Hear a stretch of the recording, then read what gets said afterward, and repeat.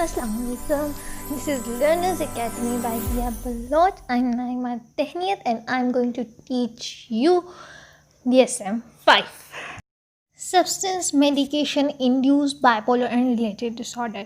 ठीक है, इसमें एक prominent persistent डिस्टर्बेंस होगी मूड में, जो कि प्रीडोमिनेट करेगी क्लिनिकल पिक्चर को, और उसमें एक्सपेंसिव और इरिटेटेबल मूड जो है उसके से वो करेक्टराइज होगी विद और विदाउट डिप्रेस्ड मूड, और मार्कली डिमिनिशन ट्रस्ट होगा प्लेयर या और तमाम प्लेयरेबल एक्टिविटीज़ से। ये क्राइटेरिया ए था substance and medication induced bipolar and related disorder का। क्राइटेरिया बी हमें कहता है कि उसकी हिस्ट्री, उसके फिजिकल एग्जामिनेशन, लेबॉर्ट्री फाइंडिंग्स हमें ये बताएंगी।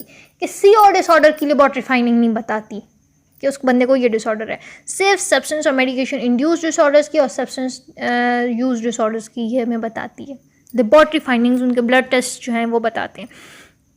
क्राइटेरिया ए जो आगे पॉइंट्स दो बताए गए हैं, इन दोनों में से ये दोनों प्रेजेंट होंगे और उसकी फिजिकल एग्जामिनेशन, उसकी हिस्ट्री और लेबॉर्ट्री फाइंडिंग्स उसकी बताएंगी।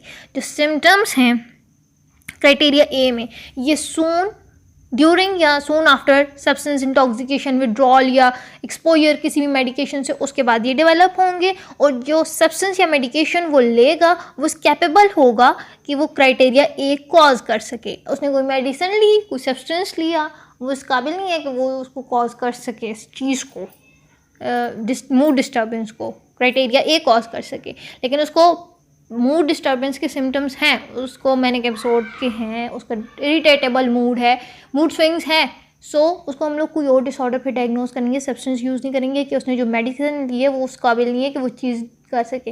लेकिन अगर उसने जिस तरह अल्कोहल लिया है, फेंसाइक्लिडीन ली है, कोई हेलुसिनोजन लिया है, सेडेटिव लिया है, वो इस काबिल है कि वो ये चीज़ें ये उसके अंदर सिम्टम्स ला सके, उसके मूड के ऊपर अफेक्ट कर सके, उसको लेने के दौरान या उस सब्सटेंस को फ़ौरन उसकी इंटॉक्सिकेशन के बाद या उसके विड्रॉल के बाद। तब हम जाकर उसको ये डिसऑर्डर डायग्नोज करेंगे, सब्सटेंस और medication induced bipolar and related disorder. Criteria C में क्या कहता है, ये जो डिस्टर्बेंस है किसी और बाइपोलर रिलेटेड डिसऑर्डर से बेटर एक्सप्लेन नहीं होगी, और एक इसका जो टाइम ड्यूरेशन है वो 1 मंथ है। इंटॉक्सिकेशन करने के फ़ौरन तकरीबन 1 मंथ बाद उसको इंटॉक्सिकेशन, स्वेयर इंटॉक्सिकेशन है, स्वेयर विड्रॉल है, 1 मंथ के अंदर अंदर उसको ये सिम्टम्स, 1 मंथ के अंदर या 1 मंथ के बाद उसको ये सिम्टम्स शो हो जाएंगे। ये डिस्टर्बेंस जो है ये एक्सक्लूसिवली कोर्स ऑफ डिलेरियम में नहीं होगी। डिलेरियम एक तरह से अब्रप्ट चेंज होता है आपके ब्रेन के अंदर, जो कि मेंटल कन्फ्यूजन और इमोशनल डिस्ट्रप्शन कॉज कर देता है।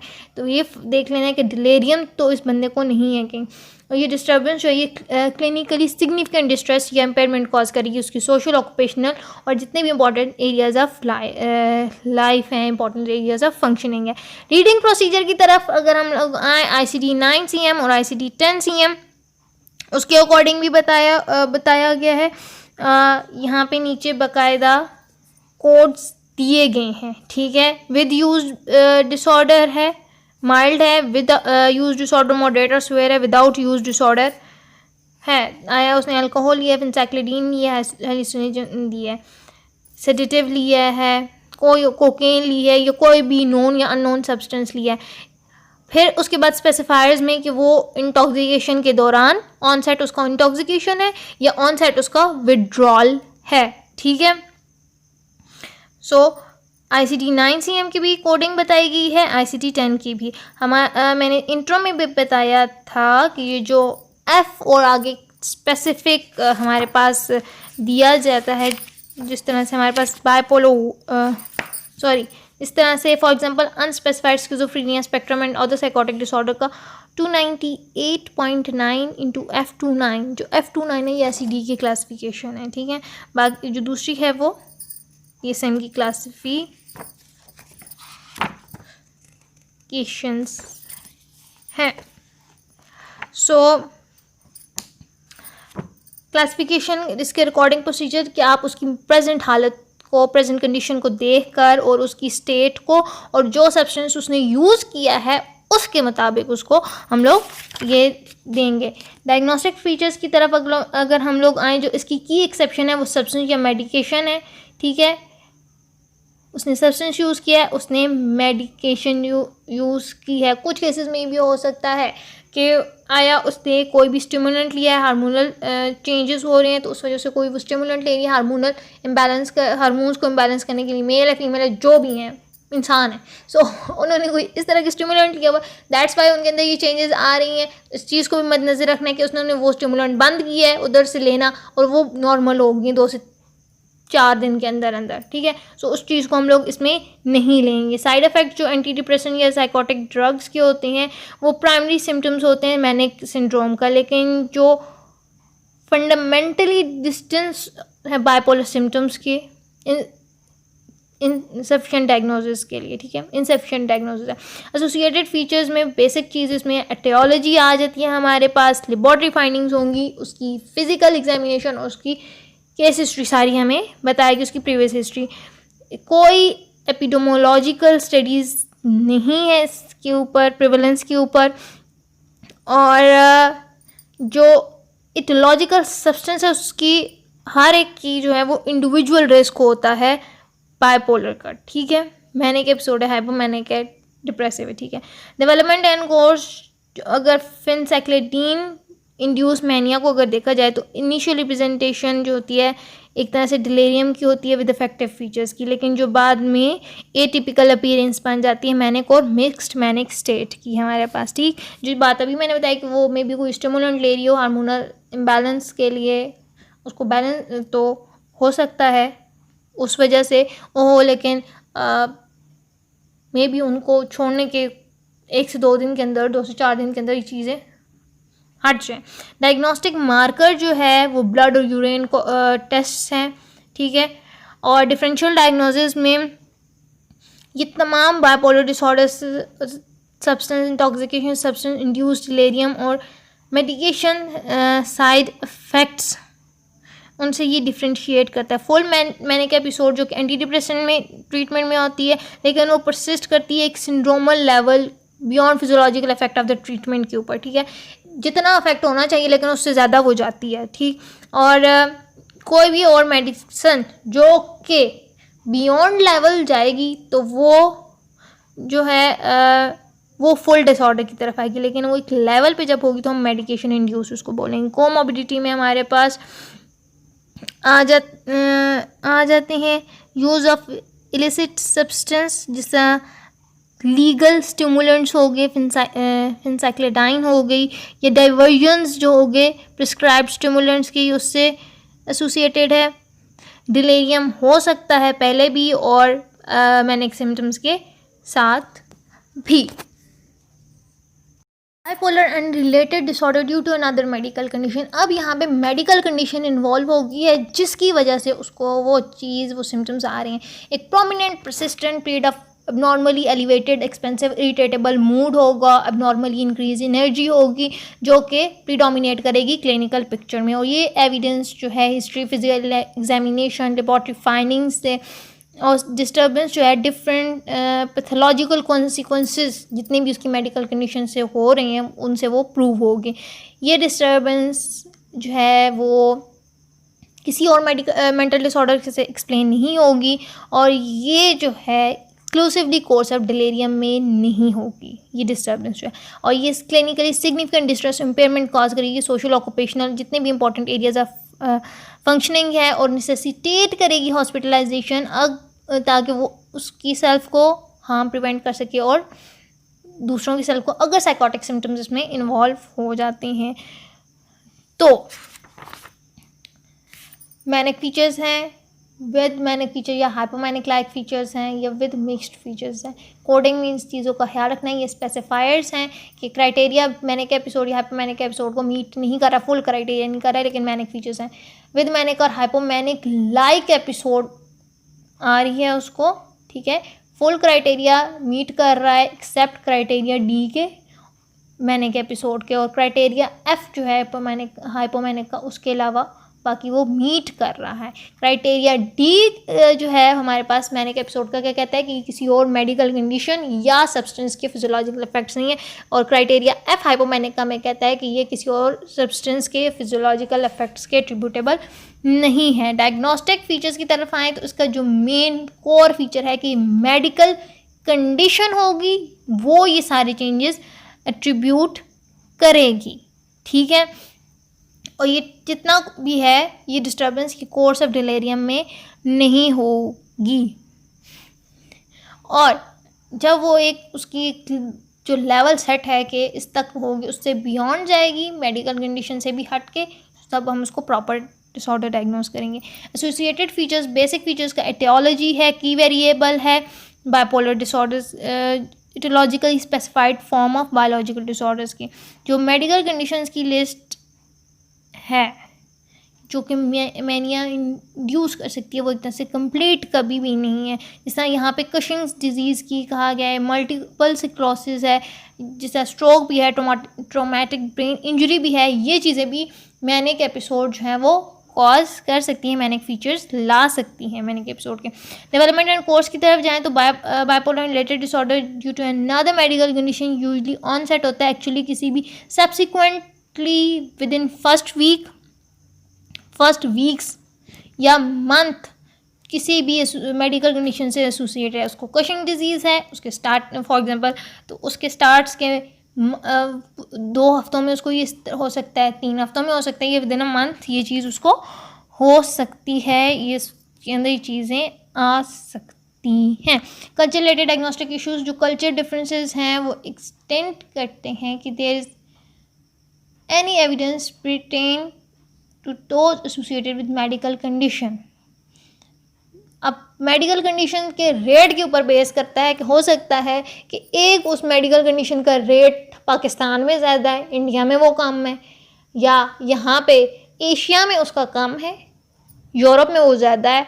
तो हो सकता है कि उसी मेडिकल कंडीशन की बुनियाद पे उसको बाइपोलर हो, तो फिर कल्चर रिलेटेड डिफरेंस यहाँ पे आ जाता है। जनरल रिलेटेड डायग्नोस्टिक इश्यूज़ जो हैं वो बेस करते हैं मेडिकल कंडीशन में। इसमें टोटली मेडिकल कंडीशन इन्वॉल्व है, जैसी मेडिकल कंडीशन होगी वैसे ही उसके जो हैं वो इफ़ेक्ट्स होंगे, ठीक है।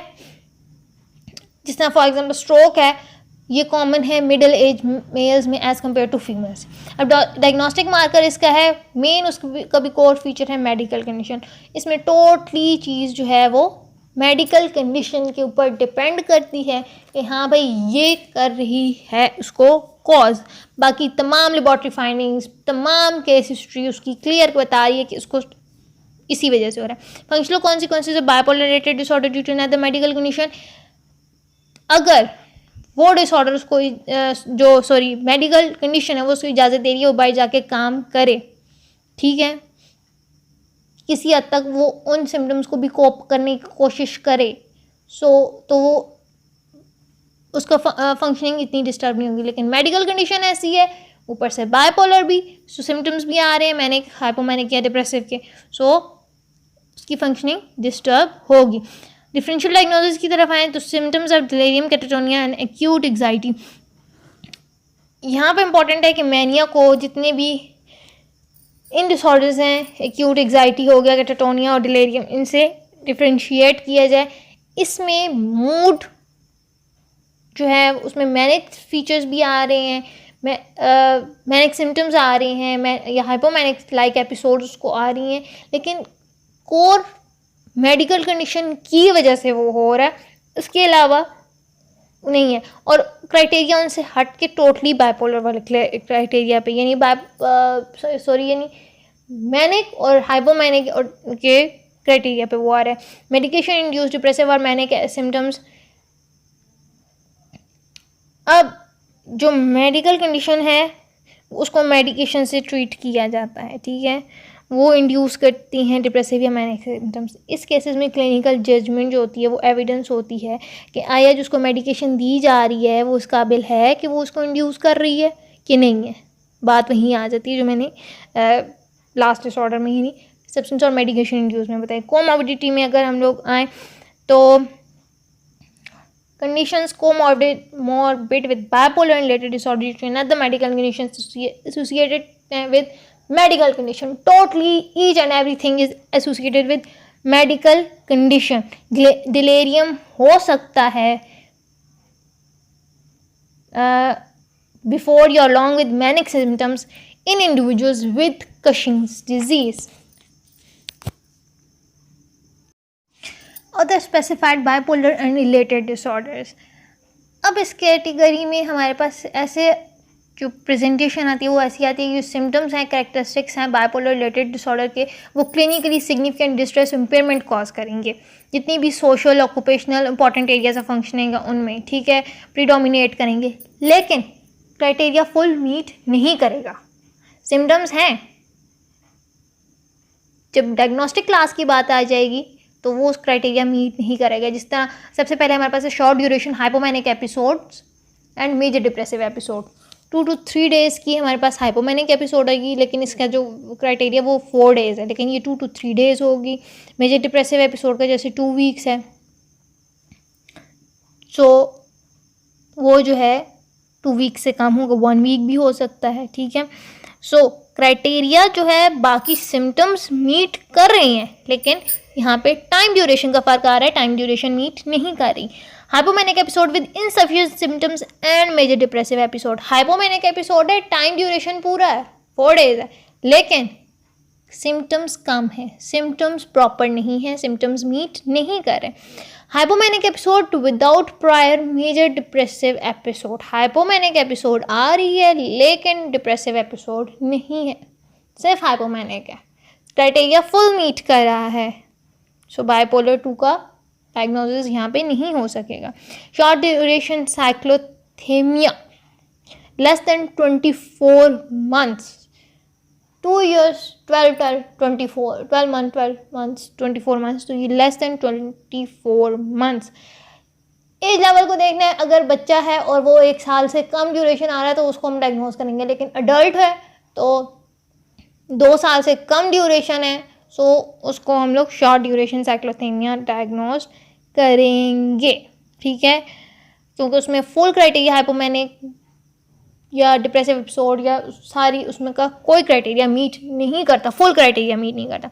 Unspecified bipolar and related disorder, ये कैटेगरी अप्लाई करती है प्रेजेंटेशन की उन सिम्टम्स में जिनमें जो कैरेक्टरिस्टिक्स है बाइपोलर एंड रिलेटेड डिसऑर्डर के, जो कि क्लिनिकली सिग्निफिकेंट डिस्ट्रेस और इम्पेयरमेंट कॉज करते हैं, सोशल ऑक्यूपेशनल और जितने भी इंपॉर्टेंट एरियाज ऑफ फंक्शनिंग है उनमें, और प्रीडोमिनेट करते हैं, लेकिन फुल क्राइटेरिया किसी एक कभी मीट नहीं करता उनमें, कोई किसी किस्म का क्राइटेरिया, न टाइम ड्यूरेशन न सिम्टम्स, वो मीट नहीं करते, लेकिन कुछ कुछ सिम्टम्स हैं ड्यूरेशन मीट नहीं कर रही, ठीक है। ये हमारे पास हो गया unspecified bipolar and related disorder. Next we have specifiers. Full यहाँ पे स्पेसिफायर्स में हमारे पास आ जाते हैं विद एंक्शियस डिस्ट्रेस, सबसे पहला स्पेसिफायर है। इसमें क्या होगा कि उसको टेंस फील होगा, एटलीस्ट 2 ऑफ द फॉलोइंग जो हैं वो प्रेजेंट होंगे करंट या मोस्ट रिसेंट मैनिया में और या हाइपोमैनिया में और डिप्रेशन में, ठीक है। टेंस फील होगा, अनयूजुअल रेस्टलेसनेस होगी, उसमें डिफ़िकल्टी कंसंट्रेटिंग होगा परेशानी की वजह से, और इसमें जो है something awful may happen, fear कि कुछ बुरा हो जाएगा, और फिर जो इंडिविजुअल है वो लॉस ऑफ कंट्रोल, खुद पे जो कंट्रोल है उसको खो देगा। इसमें माइल्ड, मॉडरेट स्वेयर और स्वेयर होती हैं। माइल्ड में 2 सिम्टम्स प्रेजेंट होंगे, मॉडरेट में 3 सिम्टम्स प्रेजेंट होंगे, स्वेयर में जो हैं वो 4 या 5 सिम्टम्स होंगे, और जो मॉडरेट स्वेयर में और जो स्वेयर होगा उसमें 5 सिम्टम्स, 4 या 5 सिम्टम्स प्रेजेंट होंगे और मोटर एजिटेशन के साथ, ठीक है। एंक्शियस डिस्ट्रेस जो एक तरह से जो प्रोमिनेंट फीचर बाइपोलर और मेजर डिप्रेसिव डिसऑर्डर्स का एक तरह से इसको देखा गया है, और हाई एग्जाइटी होती है, हाई सुसाइडल रिस्क होता है इन के साथ। फिर नेक्स्ट है मिक्स्ड फीचर्स के साथ। मिक्स्ड फीचर्स जो होते हैं उनको अप्लाई कर सकते हैं करंट मैनिक, हाइपोमैनिक और डिप्रेसिव एपिसोड के बाइपोलर 1 और बाइपोलर 2 डिसऑर्डर में। इसमें मैंने कि hypomanic episode with mixed features में क्राइटेरिया की तरफ अगर आए तो फुल क्राइटेरिया मैनिक एपिसोड या हाइपोमैनिक का मीट होगा, लेकिन एटलीस्ट 3 ऑफ द फॉलोइंग जो होंगे उसके अंदर प्रेजेंट होंगे, और मेजॉरिटी ऑफ द डेज में उस एपिसोड के दिनों में वो प्रेजेंट होंगे। प्रोमिनेंट डिस्फोरिया होगा, depressed mood as indicated by other subjective और ऑब्जर्वेशनल, ठीक है। फील सैड और एम्पैथी। फिर इसमें डिमिनिश इंटरेस्ट हो जाएगा, तमाम एक्टिविटीज़ में साइकोमोटर रिटार्डेशन होगी, तमाम दिन एक तरह से एवरीडे लॉस ऑफ एनर्जी होगी, फीलिंग ऑफ वर्थलेसनेस होगी और रिकरेंट थॉट्स ऑफ डेथ ये होंगी। मिक्स सिम्टम्स ये ऑब्जर्व होंगे, ये मैनिक और हाइपोमैनिक के लिए, ठीक है।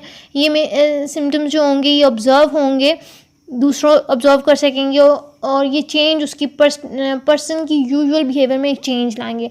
और जो इंडिविजुअल है जिसको ये सिम्टम्स हैं वो फुल क्राइटेरिया को मीट करेगा मैनिक और डिप्रेशन के सिमिल्टेनियसली। मैनिक एपिसोड है लेकिन सिम्टम्स उसमें सारे ये प्रेजेंट है, क्राइटेरिया वो मैनिक का भी कर रहा है मीट और डिप्रेसिव का भी कर रहा है एक साथ। ये मिक्स सिम्टम जो है किसी भी सब्सटेंस के फिजियोलॉजिकल इफेक्ट से एट्रीब्यूटेबल नहीं है। Depressive episode with mixed feature, full criteria meet होगा डिप्रेसिव एपिसोड का, ठीक है। लेकिन मैंने कि हाइपोमैनिक एपिसोड की भी सिम्टम्स उसमें आएंगे जिनमें एलिवेटेड मूड,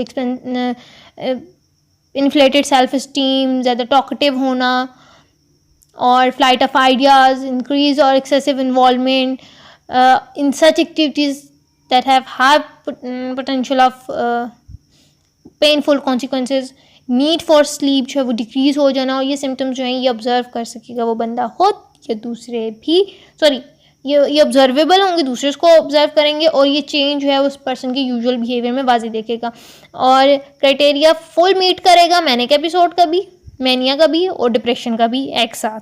और ये मिक्स सिम्टम्स हैं, ये किसी भी सब्सटेंस के फिजियोलॉजिकल इफेक्ट से एट्रीब्यूटेबल नहीं है। रैपिड साइक्लिंग होगी, जब इसकी तरफ अगर हम आए विद रैपिड साइक्लिंग जो प्रेजेंस है एटलीस्ट 4 मूड एपिसोड की प्रीवियस 12 मंथ्स में होगी और वो मीट करेगी क्राइटेरिया मैनिक, हाइपोमैनिक या मेजर डिप्रेसिव एपिसोड का, ठीक है।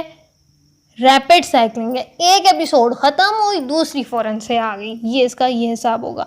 विद मेलनकॉलिक फीचर यानी डीप सैडनेस, जब मेलनकॉलिया का मतलब ये one of the following present होगा most severe period of current episode, loss of pleasure तमाम एक्टिविटीज़ में, lack of reactivity usually pleasurable stimulus, ठीक है। जो प्लेयरेबल स्टिमुलस जो उनको खुशी ज़्यादा देता है उसमें वो उनका बिल्कुल लैक हो जाएगा, उस रिएक्टिव वो होंगे ही नहीं। अगर रिएक्टिव भी होंगे चंद लम्हों के लिए, बहुत ज़्यादा रिएक्टिव भी हो तो चंद लम्हात, वो एक्सट्रीम लेवल ऑफ सैडनेस इसे हम कह लें। 3 ऑफ क्राइटेरिया भी हमें कहते हैं 3 और मोर ऑफ द फॉलोइंग जो हैं उसमें होंगे। एक distance quality of depressed mood जो कि प्रोफाउंड डिस्पोंडेंसी, डिस्पायर या सो कॉल्ड एम्पटी मूड जिसमें होगा। अर्ली मॉर्निंग अवेकिंग होगी एटलीस्ट 2 आवर, वो यूजली जिस तरह जागते हैं उससे पहले वो जाग जाएंगे। डिप्रेशन जो होगा वो रेगुलरली वर्स होगा सुबह के टाइम पे। सिग्निफिकेंट एनोरेक्सिया या वेट लॉस होगा। साइकोमोटर एजिटेशन या रिटार्डेशन होगी। एक्सेसिव इनअप्रोप्रिएट गिल्ट होगा। विद एटिपिकल फीचर्स, यानी एटिपिकल से मुराद के वो एक टाइप के, एक ग्रुप के, एक क्लास के, सिर्फ एक ही क्लास के वो रिप्रेजेंटेटिव नहीं है, नॉन रिप्रेजेंटेटिव, एक किसी एक टाइप एक ग्रुप का, ठीक है। ये स्पेसिफायर जो अप्लाइड होता है predominate during majority days of current और more recent depressive episode. Depressive episode के ऊपर ये अप्लाई होता है। मूड रिएक्टिविटी होगी, क्राइटेरिया ए यानी मूड ब्राइटनेस होगी, रिस्पॉन्स टू एक्चुअल और पोटेंशियल पॉजिटिव इवेंट, ठीक है। 2 और द फॉलोइंग फीचर्स उसमें प्रेजेंट होंगे। सिग्निफिकेंट वेट लॉस होगा, इंक्रीज इन एपिटाइट हो जाएगा, हाइपरसोमनिया होगा, लेडन पैरालिसिस कि लगेगा कि जो बाजू हैं, टांगे हैं, ये भारी हुई, ये उठाई नहीं जा रही, बिल्कुल न्यू उनको कर सकेगा। एक लॉन्ग स्टैंडिंग पैटर्न होगा इंटरपर्सनल रिजेक्शन का, किसी ने ज़रा सी बात कह दी इतनी ज़्यादा सेंसिटिविटी के अगले को जो है वो कि ये मुझे किसी खातर में नहीं लाते, मेरी कोई वैल्यू नहीं है, एक तरह से वर्थलेसनेस की फीलिंग एक्सट्रीम पे चली जाएगी और सेंसिटिविटी बहुत ज़्यादा हो जाएगी। जो क्राइटेरिया सी है उसमें कहते हैं कि क्राइटेरिया जो है वो मेलनकॉलिक फीचर्स से या कैटेटोनिया से वो मीट नहीं करेगा सेम एपिसोड में। विद साइकोटिक फीचर, डिल्यूजन्स और हेलुसिनेशंस का प्रेजेंट होना साइकोटिक फीचर, ठीक है। अब इसके आगे से आगे किसी भी टाइम पे भी प्रेजेंट हो सकती है। With mood congruent psychotic feature, with mood incongruent psychotic features. जब मूड कॉन्ग्रुएंट होंगी तो वो मतलब कि वो थीम्स ऑफ ग्रैंडियोसिटी, अगर मैंने का एपिसोड जा रही है ना तो थीम्स ऑफ ग्रैंडियोसिटी या कोई भी उस डिसऑर्डर उस एपिसोड के मुताबिक वो उसको आएंगी डिल्यूजन या हेलुसिनेशंस।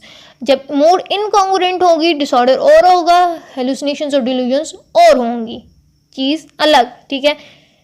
विद कैटाटोनिया अगर आ जाए तो ये स्पेसिफायर अप्लाई हो सकता है एपिसोड ऑफ मेनिया या डिप्रेशन के ऊपर, जिसमें कैटाटोनिक फीचर्स जो होते हैं वो शो हो जाते हैं जब हम लोग विद पेरिपार्टम ऑनसेट। अब ये स्पेसिफायर अप्लाइड होता है करंट और if the full criteria is not currently met to an mood episode. Current mood episode है या अभी तक क्राइटेरिया फुल मीट नहीं किया एपिसोड का, ठीक है। और जो मोस्ट रिसेंट एपिसोड होगी कोई भी मैनिक हाइपोमैनिक या मेजर डिप्रेसिव एपिसोड, और जो मूड सिम्टम्स का ऑनसेट है ये अकर होगा ड्यूरिंग प्रेगनेंसी या in the 4 weeks following delivery, ठीक है। सीजनल पैटर्न नाम से जाहिर है विद सीजन, ठीक है। एटलीस्ट एक टाइप ऑफ एपिसोड जो होगी वो मैक्सिमम 2 सीजन्स जो हैं उसके वो डिस्क्राइब उसको करेंगे कि हाँ भाई उसको हुई है। रेगुलर टेम्पोरल रिलेशनशिप होगा ऑनसेट ऑफ मैनिक हाइपोमैनिक या डिप्रेसिव एपिसोड का एक पार्टिकुलर टाइम ऑफ ईयर्स में। अगर किसी बंदे को दिसंबर में आकर डिप्रेशन का दौरा पड़ जाता है ये ज़रा इसको मैं थोड़ा फनी इसमें कह सकती हूँ कि कुछ लोग होते हैं शायर हजरात या हमारी ज़्यादातर यूथ को आके दिसंबर में वो शायरी और वो पता नहीं कौन सा हो जाता है, और कुछ लोगों को वाकई ही डिप्रेशन हो जाता है दिसंबर में। सो अगर इसको हम एग्जांपल के तौर पर लें तो लास्ट 2 इयर्स उनके बताएंगे कि हाँ भी इनको दिसंबर में हुआ है, सर्दियाँ आई हैं, इनका मूड डिप्रेस्ड हुआ है। मैंने मंथ को लिया है, सीज़न को नहीं लिया। सीज़न को भी अगर हम लोग कह रहे हैं कि सर्दियों में वो बंदा डिप्रेस ज़्यादा होता है या बाहर के मौसम में उसका मूड ऐसे होता है बहुत ज़्यादा, अगर मैंने के एपिसोड उसको आती है तो वो बहुत ज़्यादा हाई एनर्जी वाला हो जाता है, एलिवेटेड मूड हो जाता है उस बंदे का, ठीक है। फुल रिमिशंस होंगी जैसे ही वो टाइम पास हो जाएगा, ठीक है। और लास्ट 2 ईयर्स किसी भी इंडिविजुअल जो है वो मैंने एक हाइपोमैनिक या मेजर डिप्रेसिव एपिसोड के वो डिमॉन्स्ट्रेट करेंगे टेम्पोरल सीजनल रिलेशनशिप, ठीक है। जो अभी बताया जो सीजनल मैनियाज हाइपोमैनियाज और डिप्रेशंस हैं ये सब्सटेंशियली आउट नंबर होंगे किसी नॉन सीजनल के। उस सीज़न के अलावा उनको वैसा नहीं होगा, अगर उस सीज़न के अलावा हो रहा है तो उसको फिर हम लोग और बाकायदा जो है वो एक और डिसऑर्डर डायग्नोस करेंगे।